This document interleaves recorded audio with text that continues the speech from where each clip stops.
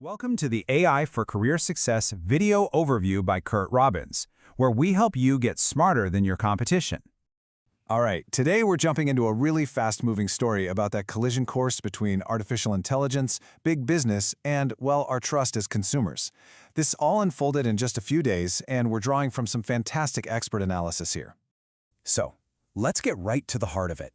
The big question here is, could the same AI that's supposed to make our lives easier and more convenient also be quietly making you pay more for just your everyday stuff? That's exactly what we're going to unpack. Okay, so how did we even get to this point? To really understand what went wrong, we first have to look at what Instacart was trying to do. It all started with a pretty big investment and what seemed like a promise of a win-win for everyone involved. And when I say big investment, I mean big. Back in 2022, Instacart shelled out a cool $59 million to buy an AI pricing company called Eversight. So yeah, this wasn't just some small side project. It was a core part of their strategy. Now, on paper, the goal here sounded pretty good, right? The whole idea was to use this AI to help retailers test out different prices, to see what works. The goal was to help stores boost their sales while also helping shoppers, like you and me, find some good deals. It sounds like a perfect use for tech, doesn't it?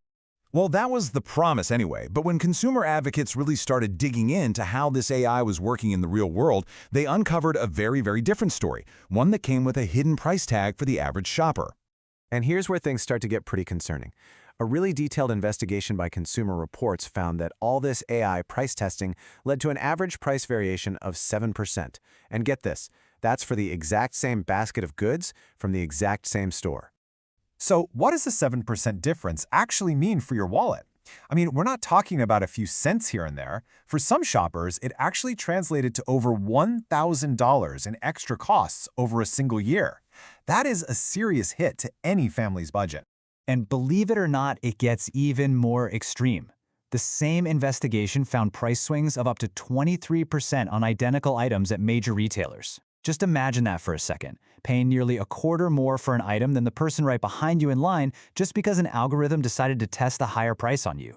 This isn't just about abstract numbers. There's a real human cost here.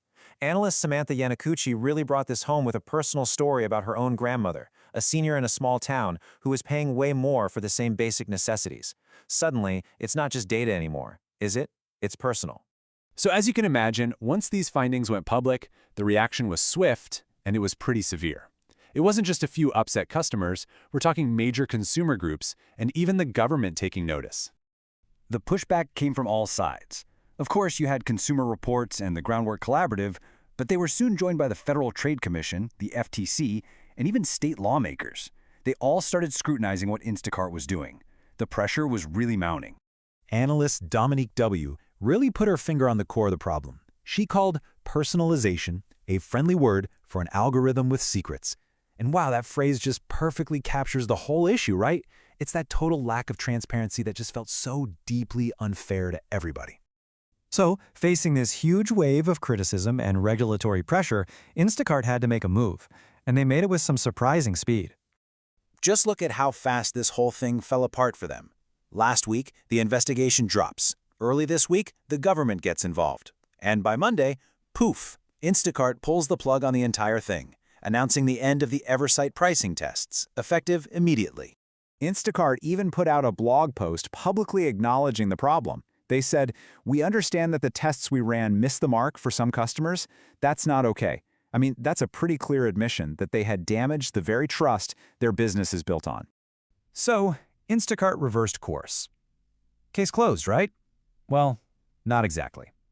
This single story raises a much larger and, frankly, more unsettling question about the future of AI and how much we're going to pay for, well, everything. And this brings us to the final, really provocative thought to leave you with. Are we entering an era where the same exact product costs different amounts, not because of supply and demand, but because an AI calculates the absolute maximum price that you, as an individual, might be willing to pay? It's a chilling question for sure, and after this week, it feels more relevant than ever. Thank you for watching. This is where we teach you AI and help you get smarter than your competition. To stay ahead of the curve, be sure to subscribe to the AI for Career Success YouTube channel. If you found this breakdown valuable, please like, comment, and share to help us reach a wider audience.